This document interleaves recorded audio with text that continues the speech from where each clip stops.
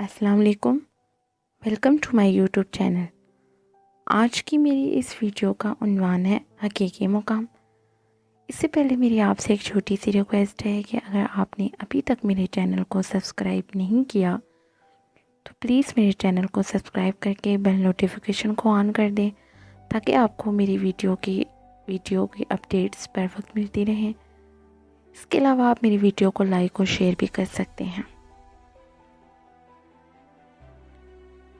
آج پھر یوسف کسی دوست کے استقبال کی تیاری میں مصروف ہے اور فرط مسرت میں کچھ گنگنا رہا ہے۔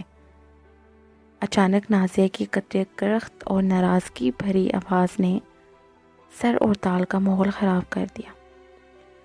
یوسف چونک اٹھتا ہے، دیکھتا ہے تو نازیہ اپنے کپڑے سمیٹ رہی ہے۔ وہ سوالی نظروں سے نازیہ کی جانب دیکھتا ہے۔ تم کہاں جانے کی تیاری کر رہی ہو؟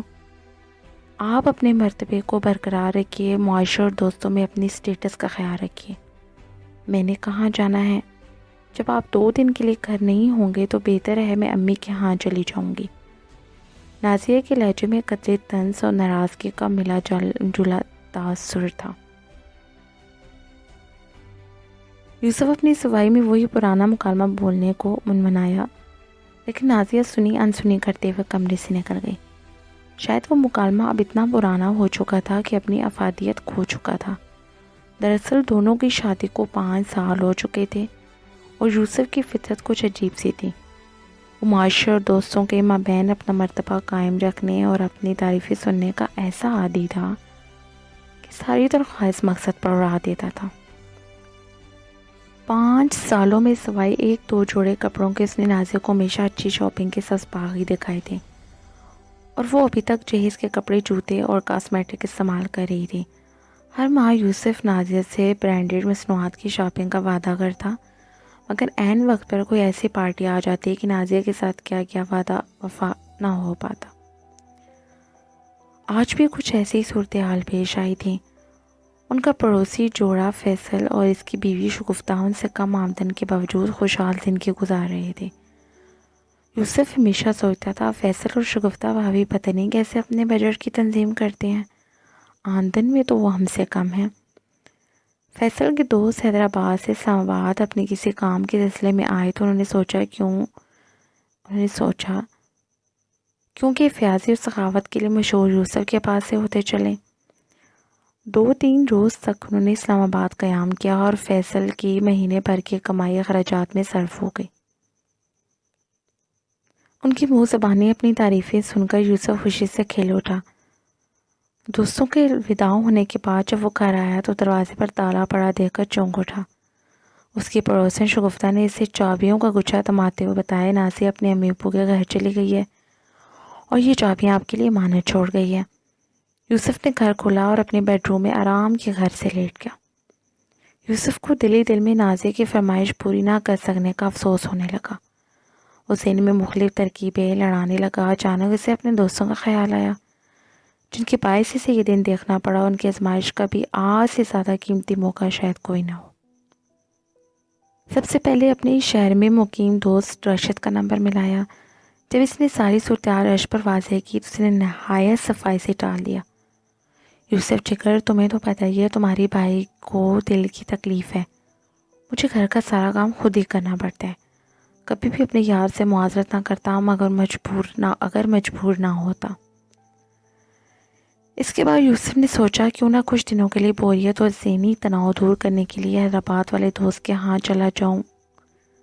خیال ذہن میں آتی اس نے جھٹ سے حیدرآباد میں مقیم دوست فہیم کا نمبر ملایا۔ رسمی سلام دعا کے بعد جب یوسف نے اپنے مدعا بیان کیا تو فہیم نے بہانے سے کام لیتے ہوئے بتایا، کل ہی میرے گھر ننھے منھے سے مہمان کی آمد ہوئی ہے اور تمہاری بھابھی ہسپتال میں ہے۔ خوشی کا موقع بھی ہے اور مصروفیت بھی زیادہ ہے، ورنہ تو میں خود بہت مشتاق ہوں تمہاری مہمان نوازی کے لیے۔ آخر تمہارے بے پناہ احسانات ہیں، میرے اوپر بہتر ہے اس دفعہ تم وسیم کے ہاں کراچی چلے جاؤ، وہ بھی ہمارا مشترکہ دوست ہے۔ ہاں، اگلی بار ضرور مجھے خدمت کا موقع دینا۔ فہیم کی اس قدر چر زبانی سے اگلا کر دکھانے پر یوسف کی گمشدہ عقل کافی حد تک ٹھکانے آ گئی۔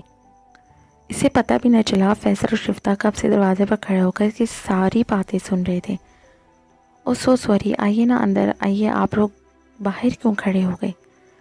فیصل بولا، یوسف بھیا تمہیں کہیں بھی جانے کی ضرورت نہیں، 1 مہینے تک 3 وقت کا کھانا تمہیں ہمارے گھر سے ملے گا، مگر ایک وعدہ کرو، یکم پر تنخواہ کے بعد ہمارے ساتھ نازیہ بھابی کو منانے جاؤ گے اور ان سے کیے گئے تمام وعدے پورے کرو گے، آئندہ کے لیے ان کے حقوق کا خیال کرو گے، اور یوں جب زبان اور نکمے دوستوں پر پیسہ بہانے کے بجائے گھر پر توجہ دو گے اور جھوٹی شان اور مرتبے کے چکروں سے باہر نکل آؤ گے۔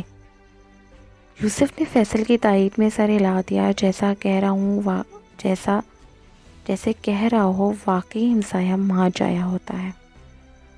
وہ گھڑی آن پہنچی جس کا سب کو انتظار تھا، 1 تاریخ آ گئی، یوسف کو تنخواہ مل گئی، چھٹی کے بعد وہ اپنے ہمسائے جوڑے کے ساتھ نازیہ کی امی کے گھر روانہ ہوا۔ معمولی تکرار اور سزنش کے بعد یوسف کی ساس ماں نے نازیہ کو اس کے ساتھ بھیجنے پر آمادگی ظاہر کر دی۔ دراصل شگفتہ نے فون پر نازیہ کو ساری بات بتا دی تھی۔ چاروں لوگ بازار گئے، یوسف نے نازیہ کو جی بھر کے شاپنگ کرائی اور گھر آ گئے۔ اگلی صبح جب فیصل اور شگفتہ یوسف کے گھر آئے تو کیا دیکھا کہ نازیہ برتن دھو رہی ہے اور یوسف اس کی مدد کر رہا ہے۔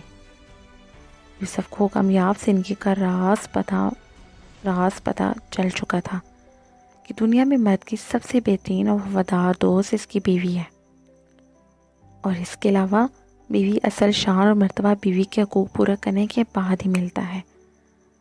پرسکون زندگی کے راز کو سمجھانے کے لیے اس نے اپنے پڑوسی جوڑے کو تشکر امیز نظروں سے دیکھا جو ان کو شام کے کھانے کی دعوت دینے آئے تھے۔ ہمارے معاشرے میں کتنے ہی ایسے یوسف ہیں جو ظاہری جاؤ حشم و شان و شوکت پر اپنی ساری کی ساری کمائی صرف کر دیتے ہیں اور ایسے رشتوں کو نظر انداز کرتے رہتے ہیں جن کے حقوق پورے کرنا ان کا اولین فرض ہوتا ہے۔